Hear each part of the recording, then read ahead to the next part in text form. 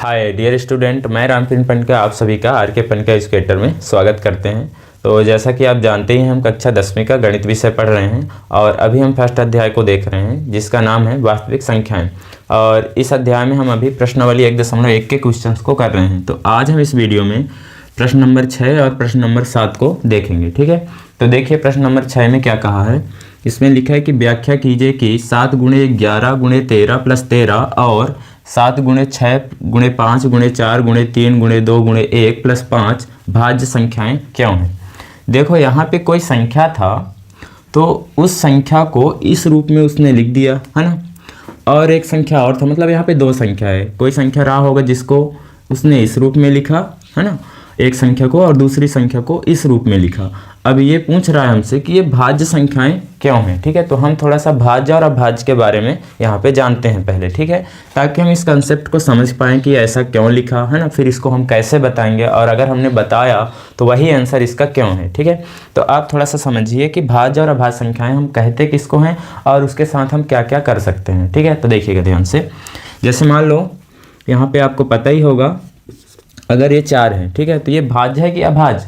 तो अगर ये 4 2 से अधिक संख्याओं के पहाड़े में आता है, ठीक है, जैसे मान लो ये किसके किसके पहाड़े में आएगा, 1 के पहाड़े में आएगा है ना, और 2 के पहाड़े में आएगा, और खुद के पहाड़े में तो आएगा ही ना, 4 एकम 4 एक बार में। ठीक है, तो देखो 4 के कितने गुणनखंड हो गए, मतलब ये कितने संख्याओं के पहाड़े में आ रहा है, 1 2 3 है ना।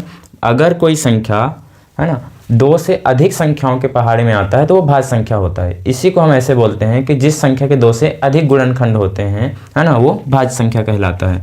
तो ये इसके गुणनखंड ही कहलाएगा, ये जो संख्याएं हैं है ना। इसीलिए हमने बोला कि जिसके 2 से अधिक गुणनखंड होते हैं उसको हम भाज्य संख्याएं कहते हैं। तो ये यहाँ पे भाज्य संख्या। ठीक है, अभाज्य संख्या क्या होता है, जो केवल 2 संख्याओं के पहाड़े में आए। ठीक है, 1 के पहाड़े में आएगा ये, और 5 के पहाड़े में आएगा है ना। तो 2 संख्याओं के पहाड़े में ये आया, इसलिए ये अभाज्य संख्या है। तो जो केवल 2 संख्याओं के पहाड़े में आता है, ठीक है, वही क्या होता है, अभाज्य संख्या। अब याद रखिएगा, इसको हम ऐसे भी बोल सकते हैं कि जिसके केवल 2 गुणनखंड होते हैं, 2 से अधिक नहीं होना चाहिए। ठीक है, उसको हम क्या बोलेंगे, अभाज्य संख्या। तो उम्मीद है आपको भाज्य और अभाज्य समझ में यहाँ पे आ गया। ठीक है, अब देखिए कि हम इनके साथ और क्या समझ सकते हैं, तो ध्यान से देखिएगा। अब देखिए यहाँ पे जैसे हमारे पास एक संख्या क्या है, 4, जो कि एक भाज्य संख्या है। ठीक है, अब ध्यान सुनिएगा, हम किसी भी भाज्य संख्या को 2 संख्याओं के गुणनफल के रूप में लिख सकते हैं। 2 से अधिक भी संख्या के गुणनफल के रूप में लिख सकते हैं, पर 2 तो कंपलसरी है कि हम उसको लिख ही सकते हैं। ठीक है ना, 1 को छोड़कर। कैसे, मतलब देखना, मतलब हम वहाँ पे संख्या 1 नहीं लेंगे। आप यहाँ पे समझिए हम कहना क्या चाहते हैं। जैसे मान लो अगर हमारे पास 5 है, ठीक है, तो हम इसको केवल और केवल ऐसे लिख सकते हैं, 1 × 5। मतलब अगर हम गुणनफल के रूप में यहाँ लिखे हैं 2 संख्याओं के रूप में है ना, तो फिर गुणा करने से यही संख्या आना चाहिए। ठीक है, तो यहाँ पे 5 एकम 5 आ जाएगा।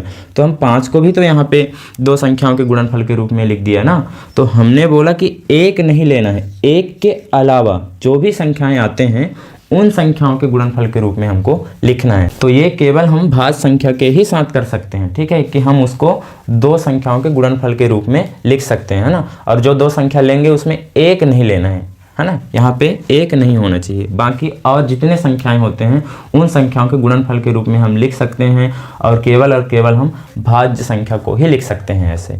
ठीक है, देखो नंबर सेम हो सकता है, कुछ समझ नहीं आया ना, देखना। जैसे 4 को अगर हम गुणनफल के रूप में लिखें तो हम इसको क्या लिख सकते हैं, 2 × 2। देखो यहाँ नंबर सेम है, 2 2 है ना, तो एक ही नंबर आ जाएगा, पर 2 बार हम इसको 2 संख्याओं के गुणनफल के रूप में लिख दिया है ना। तो इसको अगर हम ये ना बोलें कि ये तो एक ही संख्या है, यहाँ पे 2 बस, मतलब ये 2 संख्या हमको अलग अलग गिनना है, एक ये हुआ एक ये है ना, भले ही सेम आया है तो क्या हुआ, तो मतलब 2 बार हम यहाँ पे गुणा करके एक संख्या को लिख सकते हैं, और वो होगा तो भाज्य ही।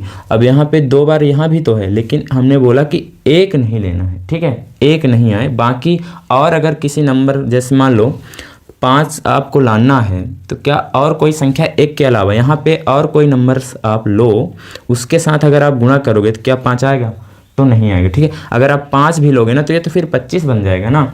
यहाँ पे जैसे सेम लिए तो ये तो भले ही सेम है, पर जब गुणा करेंगे तो क्या आएगा, 4। मतलब 2 संख्याओं के गुणनफल के रूप में हम लिख सकते हैं। अब 2 से अधिक भी संख्या हो सकते हैं यहाँ पे, जैसे मान लो अगर हमारे पास 28 है, ठीक है, तो हम इसको क्या लिख सकते हैं, 2 × 2 × 7 लिख सकते हैं है ना। तो यहाँ पे देखो 3 संख्याएं आ गए, मतलब हमने 28 को 3 संख्याओं के गुणनफल के रूप में लिख दिया है ना। तो ये आप समझ गए होंगे कि हम किसी भी भाज्य संख्या को दो संख्याओं के गुणनफल के रूप में तो लिख ही सकते हैं, दो से अधिक भी हो सकते हैं जैसे यहाँ पे आपने देखा, लेकिन आपको दो समझ के रखना है, ठीक है, कि हम किसी भी भाज्य संख्या को दो संख्याओं के गुणनफल के रूप में लिख सकते हैं, ठीक। और अगर हम यहाँ पे अभाज्य संख्या की बात करें तो हम दो संख्याओं के गुणनफल के रूप में नहीं लिख सकते। जब दो ही संख्याओं के गुणनफल के रूप में नहीं लिख सकते तो आगे क्या सोचे, है ना, कि ये तीन संख्याओं गुणनफल के रूप में लिखना तो पॉसिबल ही नहीं। जब दो में ही पॉसिबल नहीं है तो तीन में तो बात ही नहीं करना है, ठीक है।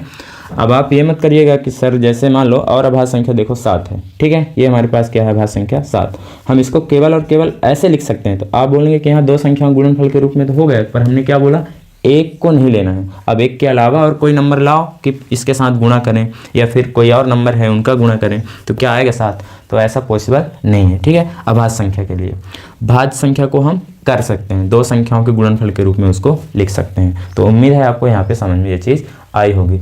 तो यहाँ पे हम क्या करेंगे, ये जो संख्या लिखा है ना यहाँ पे देखो, इसको जब सॉल्व करेंगे तो एक संख्या ही तो मिलेगा, है ना, इसलिए हम इसको संख्या बोल सकते हैं। तो हम क्या करेंगे, हम इसको दिखाएंगे कि हम यहाँ पे ये कोई संख्या रहा होगा उसको दो संख्याओं के गुणनफल के रूप में हम लिख देंगे। अगर हम ऐसा कर पाते हैं तो हम समझ जाएंगे कि वो भाज्य संख्या है, ठीक है। तो चलिए इसको सॉल्व करते हैं। तो देखो हम प्रश्न नंबर 6 को हल करते हैं, ठीक है। प्रश्न 6वां का यहाँ पे हल देखते हैं, ठीक। तो देखो यहाँ पे हमारे पास संख्या क्या है, हमारी मान लो ये हमारी पहली संख्या है, जो लिखा है, क्या लिखा है, 7 गुणे 11 गुणे 13 प्लस 13, ठीक। हम यहाँ पे क्या करेंगे, इसमें देखो 13 हम इसमें कॉमन ले लेते हैं। क्या करते हैं, देखो ये कोई संख्या है, जब इसको हम सॉल्व करेंगे तो एक संख्या मिलेगा हमको, है ना। तो हम यहाँ पे क्या करते हैं, 13 कॉमन ले लेते हैं। तो हमने ये 13 कॉमन ले लिया। अब बच्चा क्या, यहाँ पे देखो ये मल्टीप्लाई में है तो ये एक ही पद होगा, और प्लस के बाद ये एक पद है ना, तो यहाँ पे दो ही पद हैं, ठीक। देखो प्लस या माइनस के बाद अगला पद आता है, तो ये 3 नंबर यहाँ पे आपस में गुणा में है, तो यहाँ से यहाँ तक ये एक ही पद गिना जाएगा और ये एक पद। तो हमने यहाँ और यहाँ से कॉमन लिया, तो इसमें से ये 13 आ गया। तो बच्चा क्या, 7 गुणे 11 बचा, मतलब यहाँ पे क्या बचा, 7 गुणे 11 प्लस यहाँ पे क्या बचा, 1। देखो ये तो बाहर आ गया ना। अब इसको सोल्व करो तो इसको 13 को रहने दो, और ये हो जाएगा, देखना 11 का पढ़ा 7 बार पढ़ो 77, और ये +1 है तो 78 हो जाएगा। और याद रखना, अगर कोई नंबर है जस्ट बाद यहाँ पे कोष्टक आ गया तो यहाँ गुणा का साइन होता है, तो यहाँ पे गुणा है, और ये कितना आया है 78, ठीक है। तो देखो हमने क्या किया, इसी संख्या को दो संख्याओं के गुणनफल के रूप में लिख दिया। आप देख रहे हैं ना, 13 गुणे 78 लिखा है, और इसी से हमने बनाया है, ठीक है। तो जब 13 और 78 का गुणा करोगे तो कोई संख्या मिलेगा ना, वही इसको जब सोल्व करोगे तो संख्या मिलेगा, क्योंकि इसी का तो हल है ये। तो आपको यहाँ पे केवल ये देखना है कि हमने इस संख्या को दो संख्याओं के गुणनफल के रूप में लिख दिया, इसलिए क्या है, भाज्य संख्या। जैसा कि ये पूछा है ना कि ये भाज्य संख्या क्यों है, तो हम बता देंगे कि यहाँ पे हम इस संख्या को दो संख्याओं के गुणनफल के रूप में लिख सकते हैं, इसलिए क्या है, ये भाज्य संख्या है, ठीक है। तो यहाँ पे आप इतना बस करके आप यहाँ पे लिख सकते हो, यह एक भाज्य संख्या है, यह एक भाज्य संख्या है। तो यहाँ पे आपने देखा कि हम इस संख्या को दो संख्याओं के गुणनफल के रूप में लिख दिया है ना, इसलिए यह एक भाज्य संख्या है। यही कारण है इसका, वो देख लेगा जांचने वाला, ठीक है ना। तो अब हम देखते हैं दूसरी संख्या को, क्या हम उसको दो संख्याओं के गुणनफल के रूप में लिख सकते हैं। तो देखिए यहाँ पे हमारी दूसरी संख्या है, जो कि लिखा है 7 गुणे 6 गुणे 5 गुणे 4 गुणे 3 गुणे 2 गुणे 1 प्लस 5 है यहाँ पे, ठीक है, प्लस क्या है 5, ठीक। तो आप यहाँ पे देख रहे होंगे, याद रखिएगा कभी भी कोई संख्या अगर लगातार गुणा हो रहा है, ठीक है, लगातार, बीच में प्लस माइनस नहीं है, तो वो एक ही पद माना जाएगा, ठीक है, याद रखिएगा। यहाँ पे देखिए 7 से लेकर के इस 1 तक, 1 तक, ये पूरे नंबर से यहाँ पे गुणे में है, मतलब ये इधर एक पद ये हो गया, प्लस के बाद ये जो 5 लिखा है ये दूसरा पद है हमारा, ठीक है। तो यहाँ इन दोनों पदों में आप देख रहे होंगे 5 यहाँ है और 5 यहाँ है, तो 5 हम कॉमन ले लेंगे, ठीक है ना। तो 5 हम जब कॉमन लेंगे तो यहाँ बचेगा क्या, तो यहाँ बचेगा 7 गुणे 6 गुणे 4 गुणे 3, 5 तो बाहर आ गया ना, इसलिए यहाँ पे हम 6 के बाद 5 नहीं लिखे हैं, सीधे 4 3 2 और क्या आ जाएगा 1, और प्लस ये 1, क्योंकि 5 तो बाहर आ गया, ठीक। अब देखिए इसको आगे, ये 5 और यहाँ पे गुणा का साइन है, तो गुणा, यहाँ पे जब इसको हम सॉल्व करेंगे तो 1 दुक्के 2 और 2 तिहाई 6, 6 चौको 24, 24 छक्का 144, और 144 सत्ते 1008 हो जाएगा, और 1008 में अगर हम 1 जोड़ेंगे तो ये आ जाएगा 1009, ठीक है। तो आपने यहाँ पे देखा कि हम इस संख्या को भी दो संख्याओं के गुणनफल के रूप में लिख दिया, अतः ये क्या है, ये भी एक भाज्य संख्या है। ठीक है, वो पूछा था ना क्यों, तो क्यों का कारण क्या है, क्योंकि हमने इसको दो संख्याओं के गुणनफल के रूप में लिख दिया है ना, या फिर वो देख के ही समझ जाएगा ना। यहाँ पे आपने दिखा दिया ना कि हम इस भाज्य संख्या को हमने दो संख्याओं के गुणनफल के रूप में लिख दिया। ये भाज्य संख्या रहा हो या ना रहा हो, पर ये जो संख्या था इसको सॉल्व करोगे तो एक संख्या ही मिलेगा ना। तो ये जो संख्या था हमने इसको दो संख्याओं के गुणनफल के रूप में लिख दिया, मतलब ये भाज्य संख्या ही है। ठीक है, तो यहाँ पे हम लिखेंगे कि यह एक भाज्य संख्या है, यह एक भाज्य संख्या है। ठीक है, तो इस तरह से आप ये जो क्वेश्चन अगर आपके एग्जाम में आता है उसको सॉल्व कर सकते हो। ठीक है, अब हम देखते हैं प्रश्न नंबर 7 का हल। ठीक है, तो देखिए प्रश्न नंबर 7 में लिखा है कि किसी खेल के मैदान के चारों ओर एक वृत्ताकार पथ है। इस मैदान का एक चक्कर लगाने में सोनिया को 18 मिनट लगते हैं, जबकि इसी मैदान का एक चक्कर लगाने में रवि को 12 मिनट लगते हैं। मान लीजिए वे दोनों एक ही स्थान और एक ही समय पर चलना प्रारंभ करके एक ही दिशा में चलते हैं, तो कितने समय बाद वे पुनः प्रारंभिक स्थान पर मिलेंगे। तो देखो यहाँ पे ये प्रश्न ये कह रहा है कि जैसे मान लो कोई मैदान है, ठीक है, और मैदान में दो लोग हैं, रवि और कौन है, सोनिया। ठीक है, ये दो लोग क्या हैं कि मैदान है। तो यहाँ से थोड़ा सा सरल भाषा में आप समझो। यहाँ पे देखो इसने ये कहा है कि एक वृत्ताकार मैदान है, इसमें दो लोग दौड़ रहे हैं, एक कौन है, सोनिया, दूसरा कौन है, रवि। ठीक है, अब जब सोनिया जो है एक चक्कर इसको लगाती है तो कितना 18 मिनट लेती है। ठीक है, और रवि जो है इसको एक चक्कर लगाने में 12 मिनट ही लेता है। तो रवि यहाँ पे तेज दौड़ रहा है इसीलिए तो इसको 12 मिनट ही लगते हैं, है ना। और जो यहाँ पे सोनिया है वो धीमे दौड़ रही है ना, इसलिए उसको 18 मिनट लगती है। ठीक है, तो देखो अब इस तरह से ये पूछा है कि ठीक है, तो दौड़ने वाली बात हो गई धीम तेज, है ना। ये बोल रहा है जब यहाँ से प्रारंभ करेंगे दौड़ना, तो जैसे फर्स्ट राउंड जब स्टार्ट करेंगे तो ये तो आगे पीछे हो जाएंगे ना, क्योंकि एक धीम दौड़ रही है और एक तेज दौड़ रहा है ना, तो आगे पीछे तो हो ही जाएंगे, है ना। सवाल हमसे ये तो बता दिया, ठीक है, एक वृत्ताकार पथ है, ये जो है 18 मिनट लेती है एक चक्कर लगाने में, और रवि जो है 12 मिनट लेता है। ठीक है, तो यहाँ पे अब ये पूछा है कि जब ये चलना प्रारंभ करेंगे, एक ही दिशा में ये दौड़ रहे हैं, तो कितने समय बाद वो पुनः से प्रारंभिक स्थान पे मिलेंगे, ये पूछा है। ठीक है, तो आप खुद सोचिए, जब ये फर्स्ट टाइम दौड़ना स्टार्ट करेंगे तो आगे पीछे हो जाएंगे ना, तो यहाँ पे एक चक्कर में तो मिलेंगे नहीं, है ना। एक राउंड में दोनों फिर से वहीं पे नहीं आ पाएंगे, क्योंकि ये जब दौड़ना प्रारंभ करते हैं तो आगे पीछे हो जाते हैं कि नहीं। तो ये दौड़ते रहेंगे, किसी राउंड के बाद ऐसा एक स्थिति आएगा कि दोनों यहाँ पे मिलेंगे। तो वही स्थिति पता करने के लिए ऐसे सवालों में क्या किया जाता है, एलसीएम निकाला जाता है। ठीक है, क्या, एलसीएम। ठीक है, तो इस चीज़ को और अच्छे से समझो कि एलसीएम क्यों निकाला जाता है। ठीक है, आप इसको प्रैक्टिकली यहाँ पे समझिए, फील करेंगे आप। देखिए मान लो यहाँ पे नंबर बड़े हैं, जैसे 18 मिनट ले रही थी और ये 12 मिनट, है ना। तो हम छोटा नंबर लेके यहाँ पे समझते हैं, आप खुद उस चीज़ को सोच पाओगे। यहाँ थोड़ा बड़ा नंबर है तो उस चीज़ को आप नहीं सोच पाओगे। देखो छोटा नंबर लेके देखते हैं कि यहाँ पे एलसीएम ही क्यों निकाला जाता है, तो देखना। ठीक है, मान लो यहाँ पे एक मैदान है, ठीक, इसका थोड़ा आधा करते हैं, आपको समझाएंगे फिर।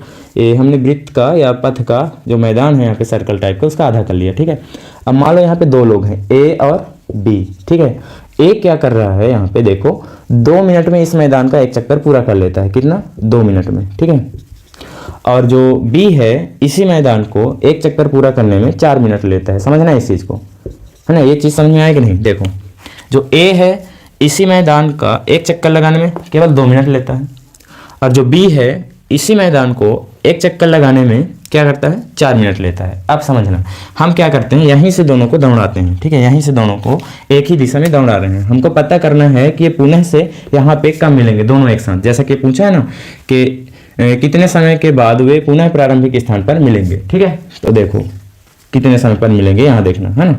तो ए और बी को हमने यहाँ पे दौड़ाना प्रारंभ किया। ठीक है, हम इनको 2 मिनट तक दौड़ाएंगे। क्या करेंगे, पहले मान लो एक वीडियो चालू है, रिकॉर्ड कर रहे हैं हम, है ना, हम इनको 2 मिनट तक दौड़ाएंगे, फिर वीडियो को रोक देंगे, फिर देखेंगे कि इनकी पोजीशन कहाँ पे है मैदान पे, है ना, कहाँ पे है। तो आप खुद समझिएगा। देखो हमने इन दोनों को 2 मिनट तक दौड़ाया, कितना, 2 मिनट तक दौड़ाया। ध्यान समझिएगा, जब हम इन दोनों को 2 मिनट तक दौड़ाएंगे, ये 2 मिनट में एक चक्कर पूरा कर लेता है, बी जो है 4 मिनट लेता है, तो आप खुद सोचिए ए का तो एक चक्कर पूरा हो जाएगा जब 2 मिनट दौड़ाएंगे दोनों को, तो है ना, मतलब ये ए दौड़ कर फिर से यहीं पे आ जाएगा नहीं, क्यों, क्योंकि 2 मिनट में ये जो है पूरा कर लेता है एक चक्कर, तो 2 मिनट ही हमने दोनों को दौड़ाया, तो ये यहाँ से लेके यहाँ तक आ जाएगा कि नहीं। ए बी कहाँ रहेगा ये देखना, ठीक है।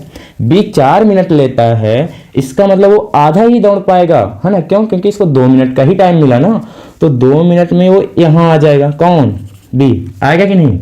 अभी हमने 2 मिनट ही दौड़ाया, तो ए जो है ये तो पूरा दौड़ के यहाँ आ जाएगा, ठीक, एक चक्कर इसका पूरा हो गया। लेकिन बी का अभी आधा चक्कर ही हुआ, क्यों, क्योंकि वो 4 मिनट लेता था, अगर ये भी 2 मिनट लेता ये भी यहीं आ जाता, है ना, लेकिन ये 4 मिनट लेता है, इसलिए ये दौड़कर यहाँ आ जाएगा, आधा चक्कर तो पूरा कर लेगा इस मैदान का, ठीक है। आप देखना और आगे हम इसको 2 मिनट और देते हैं, मतलब फिर से इन दोनों को 2 मिनट दौड़ाते हैं, फिर से 2 मिनट इनको दौड़ाते हैं, तो देखना अगर हम फिर से इन दोनों को 2 मिनट दौड़ाएं तो ए तो फिर से यहीं से आके यहाँ हो जाएगा, और जो बी यहाँ पे था वो भी यहाँ पे पहुँच जाएगा, आएगा कि नहीं। जब हमने पहले 2 मिनट दिया तो बी आधा यहाँ पे आया, फिर से 2 मिनट दिया तो बी यहाँ गया, क्योंकि वो 4 मिनट लेता है, तो 2 मिनट यहाँ तक आने में आधा, फिर से 2 मिनट यहाँ आने में, है ना, लगा दिया, तब उसका एक चक्कर हुआ। लेकिन ए का जो है 2 चक्कर हो गया, क्योंकि वो 2-2 मिनट लेता था, हर बार जितने बार उसको 2 मिनट दिया जाएगा तो वो मिल जाएंगे। लेकिन यहाँ पे देखना ये हुआ क्या, यहाँ पे निष्कर्ष क्या निकला कि ये दोनों यहाँ पे आ गए। अब कितने मिनट बाद, तो आप कहेंगे 4 मिनट बाद दोनों आए हैं, यहाँ पे 4 मिनट बाद ही आए हैं ना, 4 मिनट बाद, क्योंकि फर्स्ट 2 मिनट में ए जो है पूरा चक्कर कर लिया था, लेकिन जो बी है यहीं तक आया था, फिर और 2 मिनट जब दिया गया तो बी भी यहीं पे आ गया, और ए तो 2 मिनट में पूरा कर ही लेता है, इसलिए ए भी यहाँ पे आ गया, है ना। तो दोनों यहाँ पे प्रारंभिक स्थान पे कब मिले, 4 मिनट बाद। अब ये 4 ही क्यों आया, इसको देखना, जब हम यहाँ पे 2 और 4 का इनका जो स्पीड है, यहाँ पे जो स्पीड है वही ना लिखा है, 18 मिनट में और 12 मिनट में दौड़ते हैं, है ना, तो इनका एलसीएम लेंगे यहाँ पे, ऐसे यहाँ पे इनका एलसीएम लेते हैं 2 और 4 का। तो जब हम 2 और 4 का एलसीएम निकालेंगे, 2 और 4 का एलसीएम निकालेंगे, तो यहाँ से क्या आएगा, 2 दूनी 4 ही आया एलसीएम, है ना। और यहाँ पे ये मिल कितने टाइम पे रहते दोनों एक साथ, 4 ही मिनट में मिल रहे थे, है ना। तो आप छोटे नंबर लेके ऐसे इसको समझ सकते हैं कि एलसीएम ही क्यों निकाला जाता है, ठीक है। अब हम समझते हैं कि इस क्वेश्चन को एग्जाम में लिखना कैसे है, ठीक है। ये तो समझ में आ गया कि हाँ एलसीएम निकालने से आता है, ठीक है, क्यों आता है वो भी समझ गए, ठीक। अब हम क्या करते हैं, इनका मतलब कि इसको प्रॉपर सोल्यूशन देते हैं, यहाँ पे लिखते हैं कि एग्जाम में अगर आता है तो यहाँ पे ऐसे तो हम चिरगो देंगे नहीं, है ना, वहाँ पे प्रॉपर लिखना होगा, ठीक है, कि कैसे क्या होता है। तो चलिए इसको हम लिखते हैं, ठीक। तो लिखेंगे कि पुनः वे दोनों का प्रारंभिक स्थान पर मिलने का समय, प्रारंभिक स्थान पर मिलने का समय बराबर कितना आएगा, देखो यहाँ पे एलसीएम ऑफ किसका, 18 और 12 के बराबर होगा, ठीक है। एलसीएम ऑफ 18 और 12 के बराबर होगा, दोनों का प्रारंभिक स्थान मिलने का जो समय होगा वो कितना होगा, एलसीएम ऑफ 18 और 12 के बराबर, ठीक है। देखो लिखने का पैटर्न यही रखिएगा, ठीक है। आपने समझा ना कि एलसीएम क्यों निकाला जाता है ना, या एलसीएम से ही इसका आंसर निकलेगा। तो यहाँ पे हमने क्या लिखा कि पुनः वे, जैसे पूछा था कि कितने समय बाद वे पुनः प्रारंभिक स्थान पर मिलेंगे, तो उसी के अनुसार हम यहाँ पे कंसेप्ट तो समझ ही लिया कि एलसीएम से निकलेगा, है ना। जो नंबर दिया है 18 12 उसी का एलसीएम के बराबर होगा, है ना, जो भी आएगा उतना ही समय। तो यहाँ पे हमने लिखा कि पुनः वे दोनों का प्रारंभिक स्थान पर मिलने का जो समय होगा वो क्या होगा, इसका एलसीएम के बराबर होगा, ठीक है। तो हम यहाँ पे अब इसका एलसीएम निकाल के दिखा देते हैं, ठीक है। 18 और 12 का एलसीएम कैसे निकालेंगे, अभाज्य गुणनखंड विधि से, ठीक है। अभाज्य गुणनखंड विधि से हम यहाँ पे एलसीएम निकालेंगे। आपने सीखा है हमारे पिछले वीडियो में, बहुत सारे नंबर्स का हमने वहाँ पे अभाज्य गुणनखंड विधि से एलसीएम और एचसीएफ निकालना है ना। तो हम पहले इसका 18 और 12 का अभाज्य गुणनखंड करते हैं। तो हम 18 को क्या लिख सकते हैं, 2 नमा 18 और 3 तिहाई 9, 3 एकम 3, और 12 को क्या लिख सकते हैं यहाँ पे, 2 छग्गा 12 और 2 तिहाई 6, 3 एकम 3, है ना। तो आपने यहाँ पे देखा कि 18 के अभाज्य गुणनखंड में 2 कितने बार है, 1 बार, और 3 कितने बार है, 2 बार, है ना। तो ऐसे हम 3 की पावर 2 कर देंगे। और जब हमने 12 का अभाज्य गुणनखंड किया तो यहाँ पे हमने देखा 2 कितने बार है, 2 बार, और जो 3 है वो कितने बार है, 1 बार। तो जितने बार रहते हैं उतने ही घात लगा देते हैं, ठीक है। अब यहाँ पे क्या करेंगे, हमको निकालना क्या है, एलसीएम निकालना है।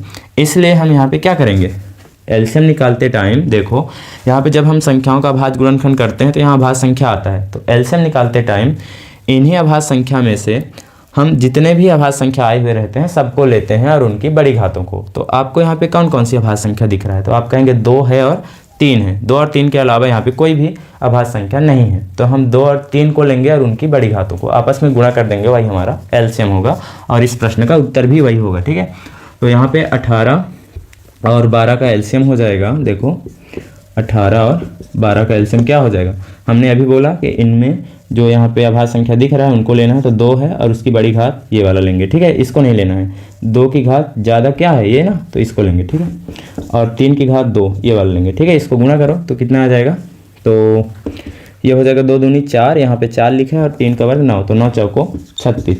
तो 36 मिनट बाद ये दोनों प्रारंभिक स्थान पे पुनः से मिलेंगे। ठीक है, तो इस तरह से हम दिखा सकते हैं। अगर आपको अतः लिखना है तो आप यहाँ पे लिख सकते हैं कि अतः वे दोनों पुनः प्रारंभिक स्थान पर 36 मिनट बाद मिलेंगे। 36 मिनट बाद मिलेंगे। ठीक है, इस तरह से आप ये लिख सकते हो। तो उम्मीद है आपको ये दोनों क्वेश्चन का आंसर पूरा कंसेप्ट के साथ समझ में आया होगा। देखो हमारा मकसद यहाँ होता है कि आप चीज़ों को समझ पाओ, ये सवाल काम कैसे कर रहा है ना, उसको हम लिखेंगे कैसे। अगर आपको कंसेप्ट समझ में आ गया तो आप लिख सकते हैं। जैसे हमने इससे पहले इसके कंसेप्ट को समझा कि एलसीएम ही क्यों निकाला जाता है, हमने ये समझा प्रैक्टिकली वहाँ पे फील करके। आपने देखा होगा, आप फील भी कर पाए होंगे, है ना। तो ये हमने किया, वही उसी कंसेप्ट से तो यहाँ पे लिख भी पाए कि हम पुनः वे दोनों का प्रारंभिक स्थान पर मिलने का जो समय है वो कैसे निकालेंगे, इन दोनों का एलसीएम करके। फिर हमने यहाँ पे एलसीएम ही किया अभाज्य गुणनखंड विधि से, ये आपने सीखा है। ठीक है, तो इन दोनों का एलसीएम 36 आया, अर्थात 36 मिनट बाद वो दोनों पुनः प्रारंभिक स्थान पर मिलेंगे। ठीक है ना, तो इस तरह से आप कंसेप्ट के साथ पढ़ाई कीजिए, है ना। ठीक है, ये वैसे सॉल्यूशन अगर देना है, लिखने की बात हो तो हम तो लिख देंगे, पर आपको समझ के पढ़ना होगा। ठीक है, ये मैथ है, समझ करके पढ़ना होगा। हर एक सब्जेक्ट को ही समझ के पढ़ना चाहिए। ठीक है, याद करने की कोशिश में नहीं रहना चाहिए। अगर आप समझ गए हैं तो फिर ये लिखना कोई बड़ी बात नहीं है। ठीक है, अब आप लिख सकते हैं। ठीक है, तो उम्मीद है आपको ये समझ में सारी चीज़ें यहाँ पर आई होगी। आपको ये कैसा लगा ये वीडियो आप ज़रूर कमेंट सेक्शन में बताएँ और अपने दोस्तों के साथ भी इसको शेयर करें। ठीक है ना। अब हम अपने नेक्स्ट वीडियो में प्रश्नावली 1.2 के क्वेश्चन को सॉल्व करेंगे। ठीक है, तो वीडियो देखने के लिए थैंक्स।